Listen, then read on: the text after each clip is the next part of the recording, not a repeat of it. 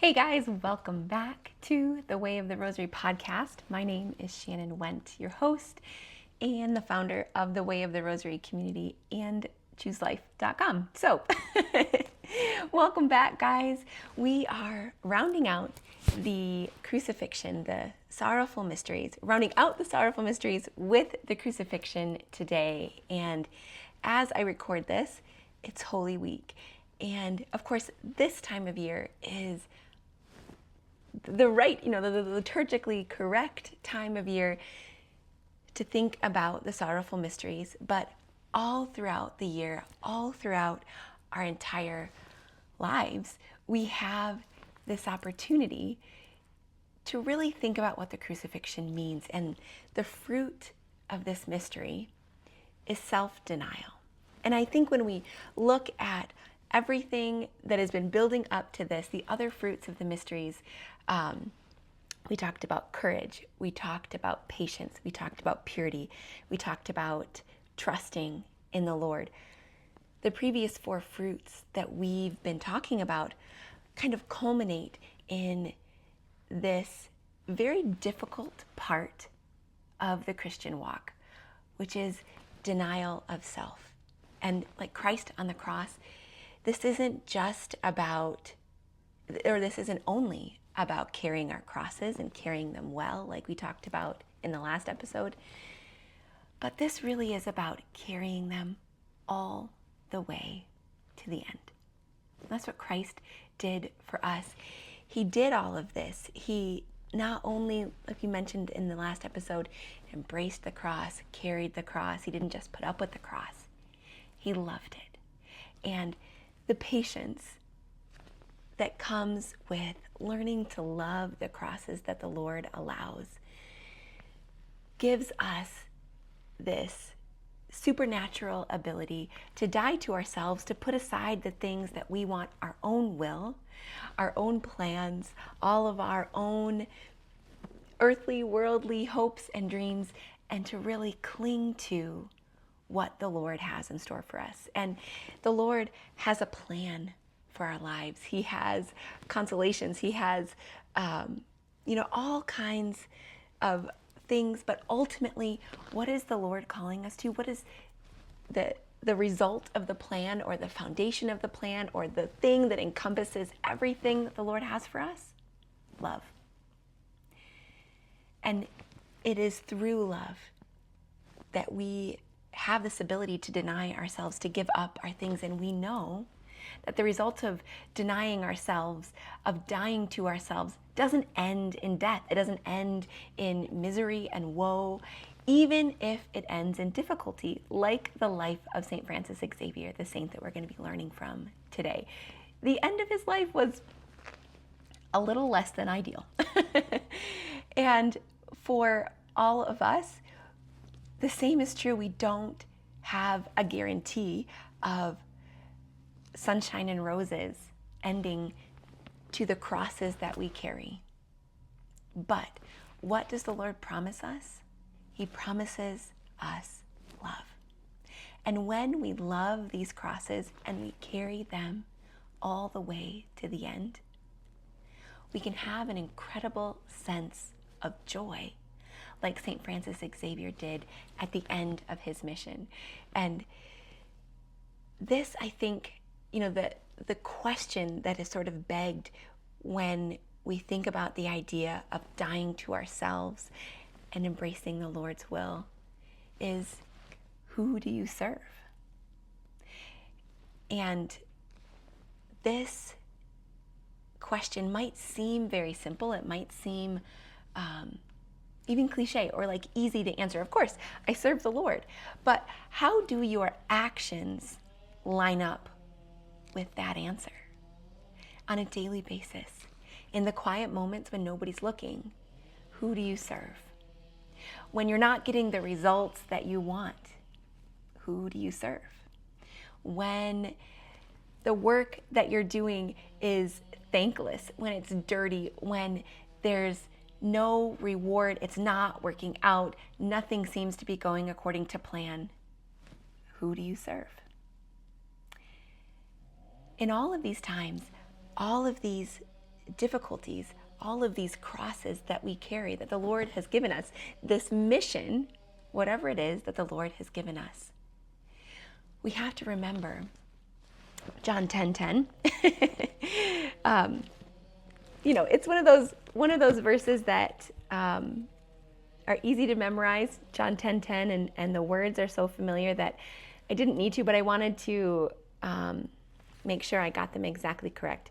John 10:10, he says, "The thief comes only to steal and kill and destroy." And that's what we're worried about when we don't want to persevere to the end, when we want to give up, when we want to, basically do our will instead of what the Lord has called us to. That's what we're worried about. We're worried that we'll be destroyed, that the work will be destroyed, that our time, more or less will be stolen, that we'll be killed even in a, not a, physical, real sense, but that maybe our ambition, our dreams, stealing and killing and destroying are the things that we're worried about. But who do we serve? We don't serve a thief. Jesus said, "I came that they may have life and have it abundantly." Verse 11, "I am the good shepherd. The good shepherd lays down his life for the sheep." The crucifixion. We look upon the crucifixion, we see the one we serve. It's not the thief, no matter how good, to the left or to the right. In the center is our good shepherd.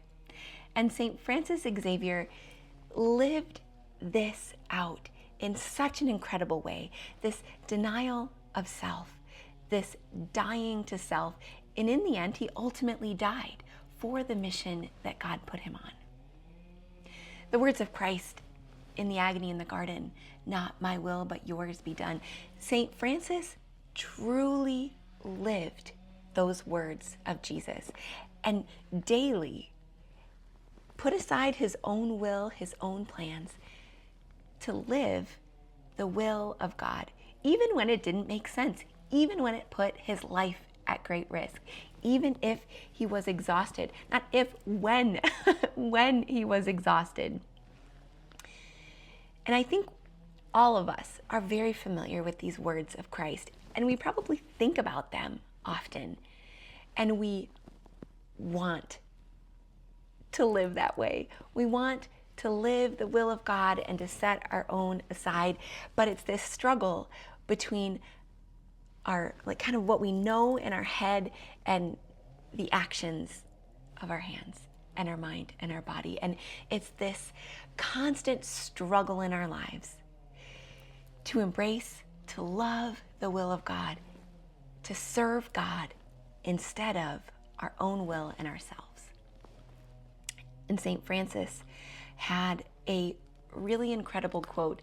We'll talk more about this towards the end of the episode when we get into the kind of practical boots on the ground kind of part of this. But St. Francis said, "If you cannot do what you want, then try to want to do what you can." And I love this, and I think this is a very important kind of life motto for us to embrace. We very often don't get to do what we want, either because, we just can't, it doesn't work that way, or because we're fully embracing what the Lord has called us to. We can't do what we want, but we learn to love what it is that the Lord is calling us to. We learn to love the things that we can do. And often the Lord works in the sort of door opening way. He might close the door to something. So it feels like we want to do something, but we can't do it. Maybe it's because the Lord intentionally, in his providence, closed that door. And maybe the thing that we can do wasn't what we wanted to do. It doesn't seem like it makes sense. Even if we are intending to follow the Lord, a door might be closed that seemed like the right thing, the logical thing, and what's open to us is not what we want to do. It doesn't seem to make sense. But we learn to love the Lord and serve his people through those open doors. And that is very much the life that St. Francis of Xavier lived. His life did not go according to plan. St. Francis Xavier was born nobility. Like many of the saints, many of the stories of the saints who did incredible things, they were born to a life of wealth and comfort and privilege, and they gave all of that up to serve the Lord. It's a familiar storyline. And St. Francis Xavier, with a couple unique points, we'll get there, but I'll say St. Francis Xavier had a plan for his own life. His family sent him away to study in Paris at the College of St. Barbara, a very prestigious university, and he took well to studies. He was a really bright young man. He loved learning. He loved studying and being with his fellow students in that kind of camaraderie of like challenging each other with ideas.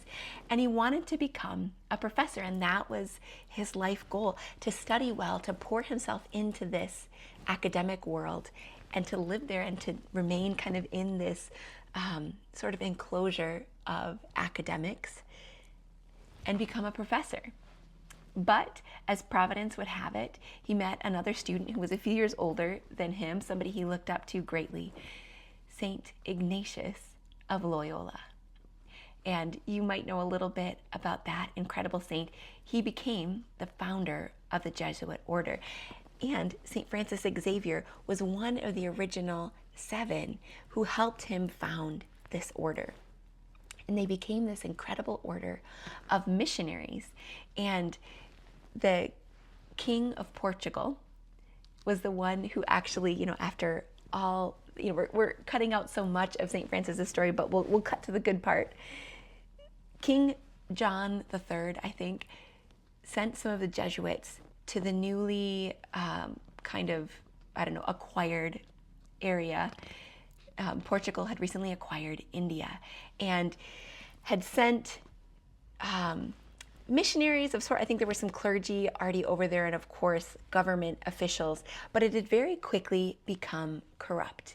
Even the clergy over there were doing all kinds of things, taking advantage of the native people. And the king saw this and wasn't going to stand for it. So he sent some new officials and the Jesuits over there to minister. And it, of course, took so much longer than it should have to get there, with lots of perils kind of getting in their way. But eventually, St. Francis made it and became an incredibly powerful preacher and teacher. And St. Francis had this incredible legacy. He became one of the patrons of missionaries alongside St. Therese of Lisieux, who interestingly never set foot outside of France. But her love for mission work and the incredible ripple effect of her teachings have really impacted the mission of Christ and the mission that many of us are on in this world, the mission that Christ has given us. She was given that incredible title, but St. Francis actually traveled 83,000 miles by land and sea to preach the gospel throughout a lot of India and Asia, and to the ends, the literal ends of the known world. In some of the places that he established churches, he was the first Christian in those places. And because of his personality, but also because of his incredible intellect, he was able to minister to the lowest of the low, to the uneducated, the illiterate, to children, and to preach the gospel to them in a way that they could understand, but also in a way that incredibly learned and kind of the upper crust of society could also understand. There's one story with a Buddhist monk, a high-ranking Buddhist official. He spent 5 days in kind of an apologetics discussion with this monk. And I think in the end, the monk was converted. And one of his companions said, they spoke of things so mundane and then also things so lofty I could barely understand. And that was the breadth of St. Francis and the incredible way that he used his gifts. And part of the way that St. Francis died to himself, not only in giving up his entire life to travel tens of thousands of miles through many perils, but he had hoped to spend his life, as a young man, he wanted to teach adults and to be among the learned. But what St. Francis quickly learned when he kind of, got his feet on the ground was that the most effective, the richest soil in ministry was with the children. And so St. Francis spent an incredible part of his ministry teaching children, catechizing children. He would walk through the town with a bell, calling all the children like a little Pied Piper, kind of leading them all back to the church where they would have catechism class, and he would teach them the Bible and about the gospel and simple prayers. And those children became like little missionaries going back out into their community, into their families, teaching and preaching for him. And so we multiplied his efforts in this way. And this I think is very true for all of us. We might have an idea of who we want to serve, who we want to talk to, who we want to spend time with. But when we're really open to what the Lord is doing and where he's calling us, he might call us to serve somebody very different. And logically, you might think that you start at the top, and that if you can minister to the upper crust, to the elite, to the influential, and convert them, that it has a trickle-down effect throughout the community. And had St. Francis been committed to that logical path, he would have missed, I think the number that's counted is 30,000 souls that came to know Christ through the work of St. Francis Xavier. We'll never know quite the ripple effect that the Lord wants to begin with our own work if we're stuck in our own will. And so this idea, this fruit of self-denial, when we really grow in that, then we're able to maybe begin this tiny ripple effect of which we may never see the results. The work that might not make sense in this immediate spot that we're in, but it makes sense to the Lord. And the ripple effects of your yes, of your obedience, are going to be seen for generations beyond what we see right now. All right, let's start to get practical. Let's take these ideas. So this idea of self-denial, like all of us here, raise our hand, like, of course, this all makes sense. We want to be able to deny ourselves, to really not only embrace, but love the crosses, the will of God. We want to be like Christ. We want to be like St. Francis, and we struggle. And that quote from St. Francis Xavier about, I want to back up. Okay. All right. I missed a quote that I wanted to share with you before we get practical. So we talked about St. Francis traveling 83,000 miles, and this is only over 10 years. He only worked in the mission field for 10 years before his death, traveling 83,000 miles and bringing 30,000 souls to Christ. All right, guys, there are two things that enabled St. Francis to accomplish such incredible feats: humility and love. And as we begin to get practical, I wanted to point out these two attributes of St. Francis that allowed him to accomplish so much. He said, "With humility, all things are obtained, and by force, nothing." This quote to me really resonates because how often in our lives do we try to muscle our way through something? Do we get an idea, even a good idea that we think or that maybe even is the Lord's will? We know the result is what God wants for us and the path we're set on. And doors keep closing, but we keep trying to muscle our way through something.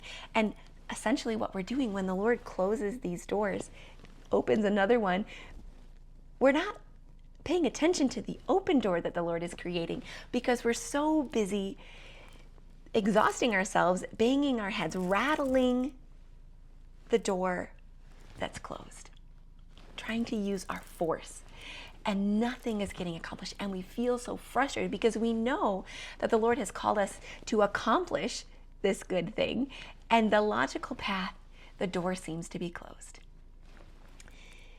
And it's through humility, through putting aside the plan that we've created, the logical things, even the good things, taking a step back and allowing the Lord to really show us where the open door is and having the humility to step through another door, the humility to back up, to put our plans on hold, and to really focus in on where the Lord is opening doors. So humility is number one, and love is number two. In this idea of dying to ourselves, we can be afraid.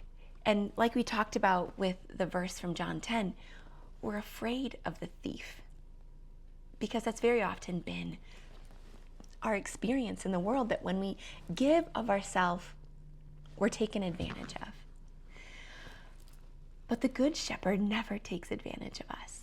And St. Francis Xavier lived an incredibly difficult life. I mean, just the sheer volume of miles he traveled were hard. But at every single city, every single community, every new project or mission that he undertook was always met with incredible difficulty. Difficulty from leaders, difficulty in the practical kind of day-to-day living in these poor communities. He faced a lot of hostility and anger and violence. His hut that he lived in was burned down around him several times. And so the life that he lived was not easy.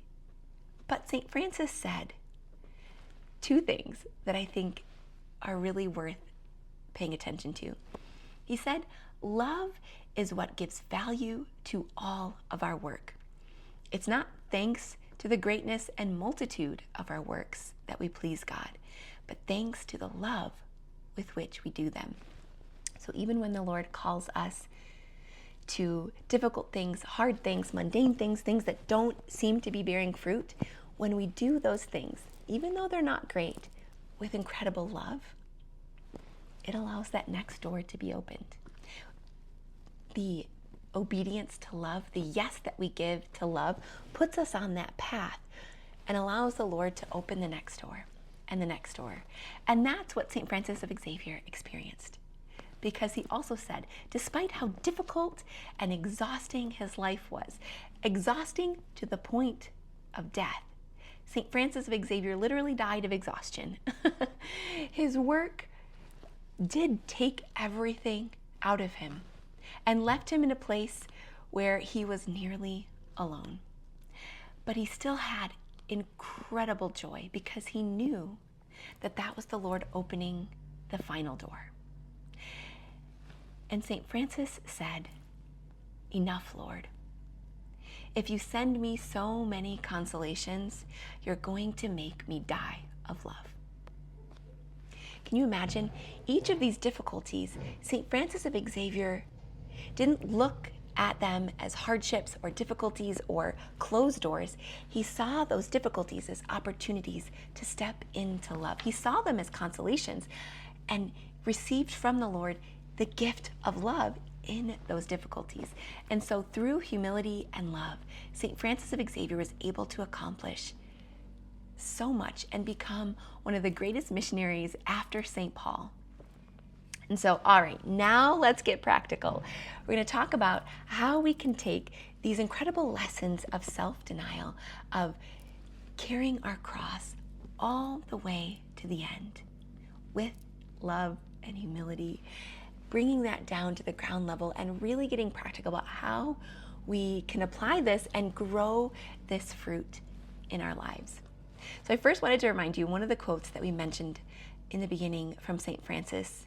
If you cannot do what you want to, then try to want what you can do. In our daily lives, we have to be on continual lookout and pray for the Lord to open and close doors. Allow him, give him permission to close the doors to the things that you want that are not his will. And make that a daily prayer. Lord, close the doors to the things that are my will and open the doors to the things that are only your will. In this way, we begin to see the things that we can do. And sometimes these closed doors are not a forever closed door. They're just closed for right now. And I think the Lord often works in a kind of space of not yet.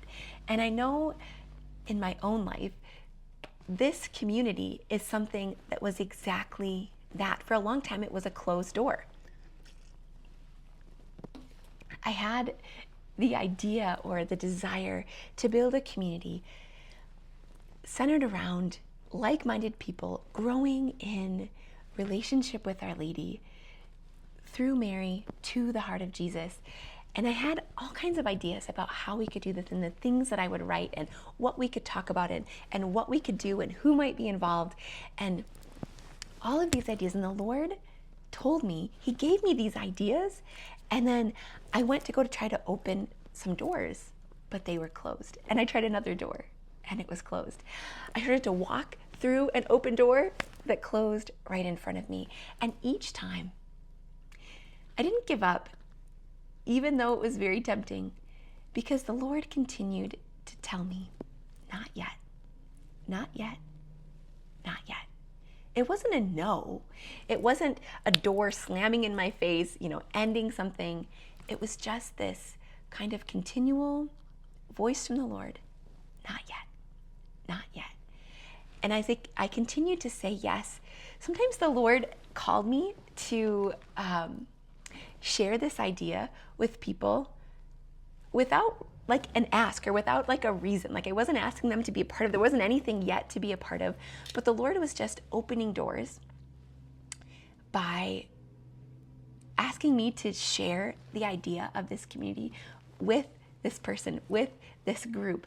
And through this, these conversations helped to identify some of the needs in our community that we might be able to fill someday. It helped me to articulate my thoughts for this group, my desire for helping people like me to develop a relationship with Jesus through Mary, and help to put us in relationship with other people who were doing the same kind of work. And all of these things, through all of this, the Lord developed this community over the span of a couple of years. And so praying for the Lord to open and close doors allows us to live into his will and to do what we can, even when we can't do what we want. Something else that St. Francis used as one of the ways that allowed him to be so effective in ministry, he said, make yourself loved. And this way you'll influence them. If you employ friendliness, treat others well, you'll see admirable effects. I think very often we have truth. We have and even love, and we want to speak truth in love. And sometimes we think that means telling somebody the hard truth. Sometimes it does. Very often, like that is definitely true. But when we speak truth for truth's sake instead of for love's sake, we sometimes kind of facilitate the hardening of hearts. And St. Francis Xavier lived this in a very interesting way. And as I was kind of learning about this, I was thinking about the difference between St. Francis Xavier and St. Francis Assisi. And the Lord definitely worked in both of their lives. They're both incredible saints whose life and mission are impacting the world today, many, many hundreds of years after they lived. And for St. Francis Assisi, he lived in abject poverty. He did not live even though he himself as a person was a friendly person, he didn't live a friendly life. He lived a life that was so starkly contrasted from the world that it drew people to him. And with St. Francis Xavier, the Lord wanted to draw people to him in a different way. And so St. Francis Xavier, though in the beginning of his ministry, he rejected the idea of bringing a servant on the initial voyage because he wanted to live poverty. When he got to Japan, he realized that in order to be effective in ministry, he would have to be thought of well and well respected. And so he and all of those who served alongside him dressed up. They dressed like nobility. And even those who were with him, his companions, actually kind of played the role of his servants for show, so that he could get the attention of the nobility in Japan and begin to influence them kind of from the inside out. And so from this, I think we can kind of learn not to be chameleons in an artificial sense, like putting on a face or becoming something that we're not, but we also need to create a life that is attractive to those the Lord is calling us to minister to. And I think in the way that the Lord opens and closes doors, he calls some of us to live lives of beautiful poverty that show joy in difficulties and fulfillment in simplicity. And then he calls some of us to live a life like this season of St. Francis of Xavier, where it was kind of called to live comfortably, which was not what you would describe most of the years of his ministry. But at this particular time, so the Lord calls different people and in different seasons to different things. And so to be open to being attractive in the way that you live, in the way that you preach, in your demeanor, being friendly in love, and the time for hard truth might come down the road. The time for understanding the value of simplicity might come. In fact, does come. But sometimes we have to catch flies with honey. And that's, I don't know, I guess that analogy kind of falls apart, but we're not ministering with vinegar, I suppose. But in the way of the Lord, the difficulties aren't hidden, but when the difficult truths, the hard truth, come after a season of nurturing, a season of love and teaching and consolation, then it's easier to understand and to carry those crosses. But when we just load somebody up with a heavy cross and they're not strong enough to carry it yet, even though that cross is good, it's not doing them any service. And lastly, I want to leave us with this quote of St. Francis that I really hope for us can kind of be the goal for us, that if we can pray these words of St. Francis, honestly giving them back to the Lord, that should be our goal of love, our goal of service, our goal of loving the will of God, of denying ourselves and loving the cross that the Lord has given us. When we do that well, Lord, I pray that all of us can share in these words of St. Francis. He said, "I have professed your name until the end. Never, Lord, have I hidden the lamp under the bed. You have given me 5 talents, and I'll give you 5 more in return." This is our goal, to take these incredible things that the Lord has given us and look at even the crosses as gifts from the Lord. And all of them we cultivate within us as we deny ourselves, embracing the cross. And at the end of our life, we give back to the Lord 5 more.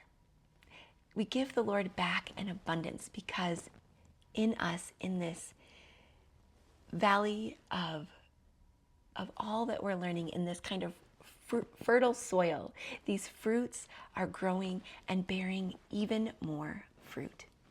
All right, everybody. Thank you so much for joining us. Sorry this episode was a little bit longer. There's so much to talk about. St. Francis is incredible. Thanks for joining us. Thanks for wrapping up this set of mysteries, the sorrowful mysteries. We'll be jumping into the glorious mysteries next. So we'll see you guys on the next episode. God bless.